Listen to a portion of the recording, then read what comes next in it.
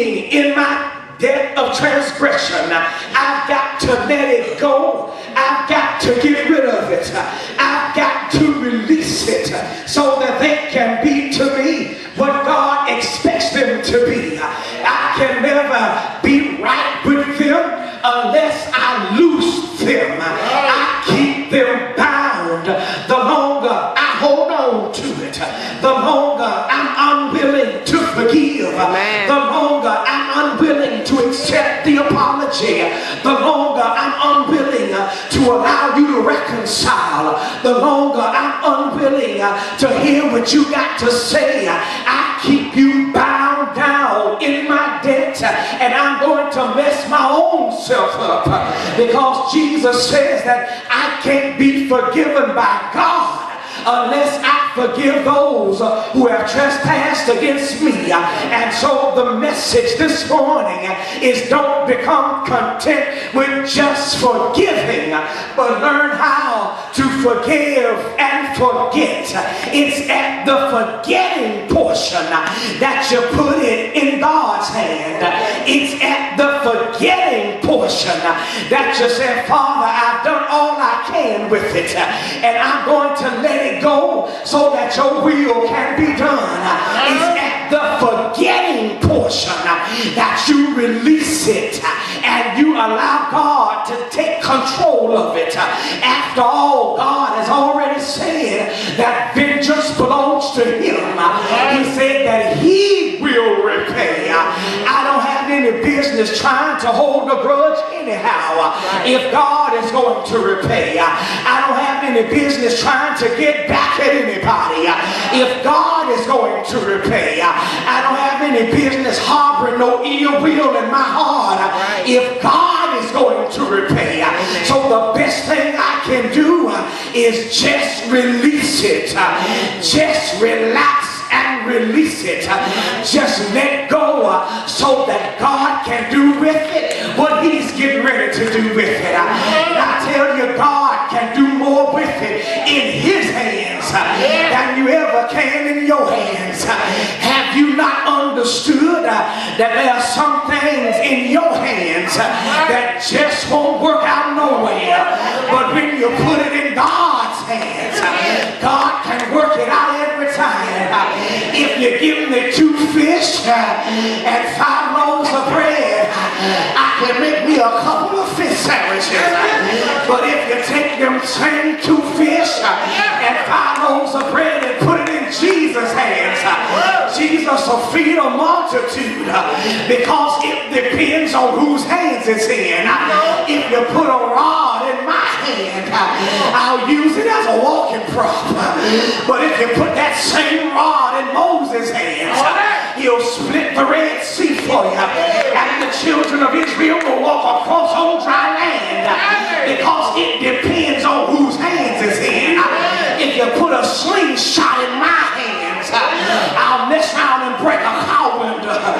But if you put the same slingshot in David's hands, he'll knock Goliath off his feet, cut his head off, and win the battle for Israel, because it depends on whose hands it's in. Put some nails in my hands and I will bleed to death, but put nails in Jesus' hands and he'll get up on an old rugged cross and he'll die for the world, stay in the grave for 3 days, and then get up saying, all power is in the palm of my hands. Get it out of your hands and put it in Jesus' hands, because it depends on whose hands it's in. Amen. Ain't nothing more you can do with it in your hands. Amen. You can cry, cry, cry, and cry some more. Yeah. And it's not going to change the situation. People are going to be people. Yeah. And people are going to be the kind of people that they want to be. Amen. Amen. Get it in there. Get it in there. Amen. It's just the way it is. See, when you use expression, folk listen to you. You understand what that means. Get it in there. That's just the way it is. See, y'all heard that. See, you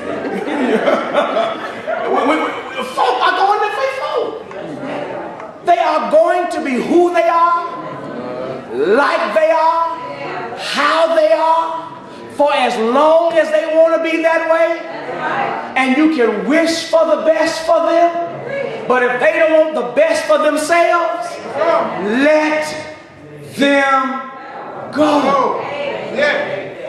Ain't no sense in you having heart palpitations, your chest hurting. You around here taking all kind of tests, and they trying to determine whether you got heartburn, gas, or an arrhythmia over somebody who's not going to change. And I understand. That's the reason why we have our relationship recovery ministry went from once a month to twice a month in 2 sessions. Because relationships are some of the most damaging things that we deal with on earth. And we cover all kinds of relationships. There are relationships among sisters and brothers that are horrible because mama and daddy had a rough upbringing. They brought the children up just as rough. Sometimes they would favor one child over the other child. They would pit those children against each other. Show favoritism to the degree that when this one grows up, they can't stand that. They got the same mom and dad. You follow what I'm saying? That's the kind of stuff that go on in relationship. Sometimes there are people that you trust because they've shown themselves trustworthy. And you let them in to your personal chamber. Nothing more sacred and significant than the personal chamber of my heart. I'm not no fool, so I don't just let anybody into the corridors of my heart. But once upon an occasion, you'll let somebody in to those personal sacred chambers. They do everything they need to do to get in there. Then once they get in there, they break your heart. They take full advantage of it. That's just how people are. I could spend the rest of my life bitter. I could spend the rest of my life mad at everybody, not trusting anybody.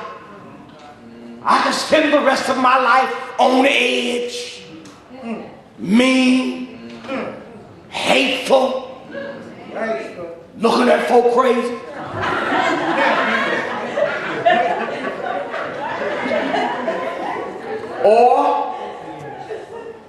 Or I could let God heal me from the inside so I can love again, so I can be significant again. And it's not to say that you were never significant. You never lost your significance. You just lost the object of your significance. And that's the difference between losing my significance. I'm still who I am. Even if I lost the object, I'm still who I am. I'm still breathing. I'm still living. I still have the desire and the capacity to love and to be loved. So you're still significant. Just don't allow anybody to cause you to become something that God never meant for you to become. That's why Paul said, let all bitterness, let all wrath and anger, all clamoring, all evil speaking be put away from among you. God don't want you walking around like that. That is a miserable person that has to walk around with all them old negative, bad thoughts just swimming around in their head. They are miserable. And don't you know misery love company?